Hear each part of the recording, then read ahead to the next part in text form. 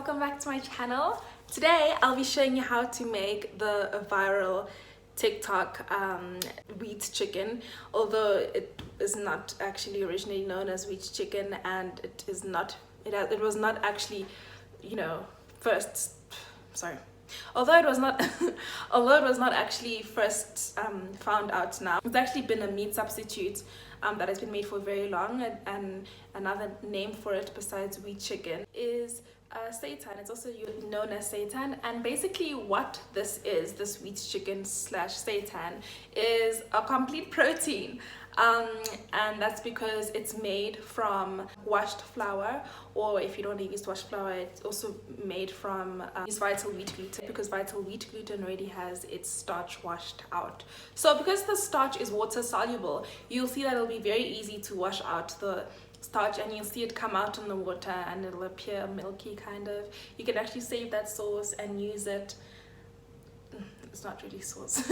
You can save that liquid and use it in sauces, because it's the starchy part of the flour to thicken. Yeah, anyway, so this recipe I'll be showing you how to make that very viral, that alliteration, that very viral wheat chicken that TikTok has made famous, although it has been around for many years. Like I said, in a lot of societies they had already been making it. I think in the Chinese society, for example, I think. As I said, this is also known as seitan, and is actually pretty easy to make. It's just a very long, tedious process, I won't lie, especially if you're not using vital wheat gluten and you're using the flour. I'm actually going to be using the chicken cutlet pieces that I'll be making, and I'll be using it in a wrap because I love wraps and I have wraps that I need to use up. So I don't know if you guys know what amat is, but in South Africa, if you're South African, you know what that is. And I'll be using some spinach, some tomato relish that I made like a couple of days ago that needs to be used up, some brown beans. I'm basically using it as I would chicken to make a chicken wrap, and then I'm adding spinach and nice things. So yeah, so bye. So the first most important ingredient in making this viral wheat meat is flour, and I just want to give you a note: do not copy me and use cake wheat flour unless the reason for you using cake wheat flour is the same as mine, which is that you had no all-purpose, or even better, bread flour. The reason for this is that the highest yield of gluten is in bread flour, with all-purpose coming in second and cake flour with the least gluten coming in last place. You want the most gluten yield with less starch from your flour, which you'll get through the flour with the most gluten, that is bread flour. And the reason for this is because you'll be able to get more for your money, first of all, and since it has more gluten, you'll be able to work it more, and it'll be easier to tie your knots, thus making it eat the meat that we're trying to make. So as you can see in this video, I added a total of 3 cups of flour and 1.5 cups of water to my flour, and then I mixed it around until it was incorporated enough with the spoon, I guess. And then at some point you have to use your hand and get in there because you have to knead it in. And remember, the smoother your ball of dough, the better, because it means that your gluten is worked in nicely and it's activated well as well. And you're going to basically knead this ball of dough to become as smooth as possible for about 10 to 15 minutes, depending on how powerful you are. And I must say, I'm very strong. I'm very powerful. So I only did it for 10 minutes. And after that, you let it rest for an hour. An hour later, you're going to take it out and you're going to poke it. Well, you don't have to poke it. I was just doing that for fun. And then you're going to add in your water. The water should be enough to cover the bowl practically, because you're trying to rinse out the starch. This saves much more water than if you rinse it under a running tap, because I mean that's a waste of water. But this process does and may take a little bit longer, because you do that and then you spill it out, then you put more water and you spill it out. But then again, we're trying to save the planet, so who cares if you have to spill it out many times, which you will have to do. Just by the way, warning, this is going to be a long process. I think I rinsed my bowl 5 times. Yes, I think it was 5 times that I rinsed it out. And you're not going to try and rinse it out until the water is clear completely, because I do not know how long that will take, honestly, and I'm not interested. and the results were still perfect. So anyway, you let me know if you decide to do that, but I just rinsed it out until the water was murky-ish, so like water with like a teaspoon of milk. And don't worry too much if your little gluten baby, if I may, breaks apart while you're rinsing it out. It is part of the process, guys. You break it apart so you can put it together. Eventually the gluten strands will come together when you let it rest. Yes, so after you've done that, as you can see, the gluten strands are a little bit more intact. We're going to let it rest to give the gluten some time to come together and be merry.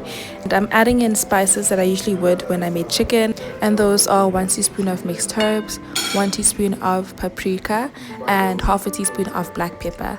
And again, we're getting our hands dirty. It's just much better if you try and work the spices in with your hands to ensure that it's evenly incorporated throughout the gluten thingamabob. So yes, this recipe really requires your hands. You can't be squirmish with this, and it's actually quite nice to play with. Look at it. This could also serve as a lovely playing activity for any toddlers, if you have any toddlers or children that like to play with clay, you know.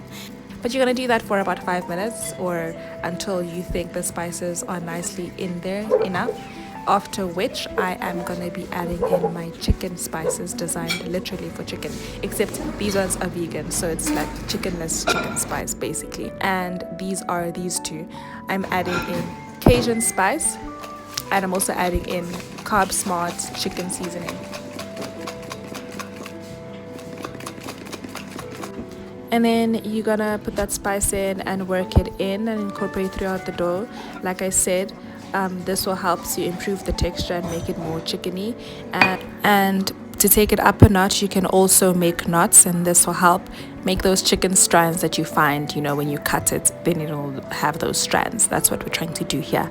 After which you're gonna fry it until golden on each side. I think this took about 2 minutes or so.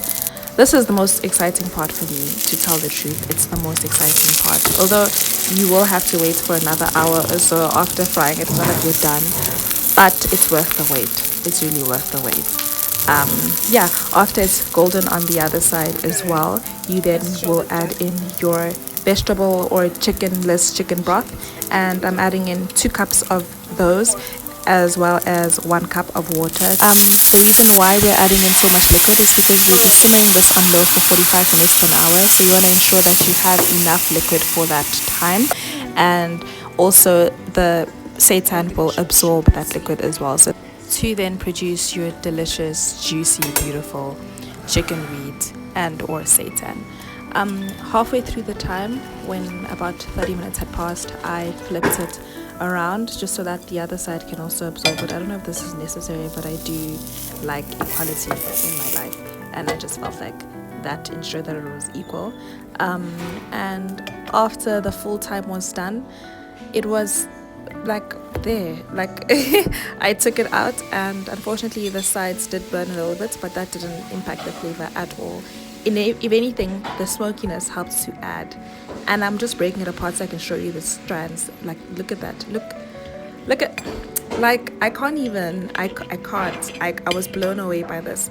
How it tasted? Well, let me give you a review. This is crazy. Look at this.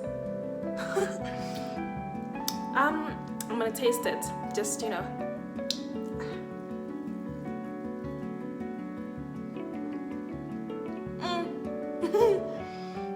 The texture is very chewy like chicken. I mean, it doesn't taste exactly like chicken, but if I put this in a wrap and ate it, I'll assume I'm eating chicken because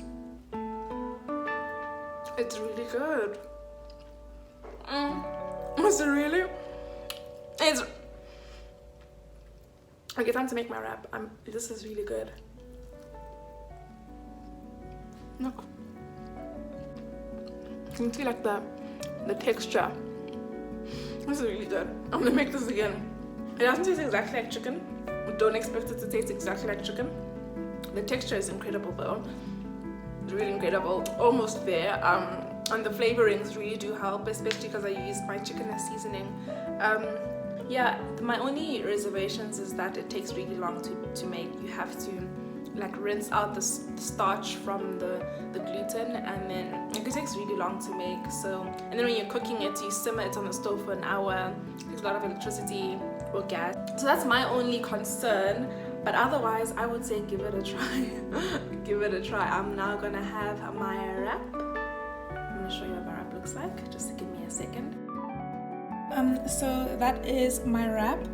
It has spinach, it has a tomato relish, it has these I'm telling you, this thing like, look at that. Anyway, I decided to put the beans because this is literally just protein and I do not want too much protein.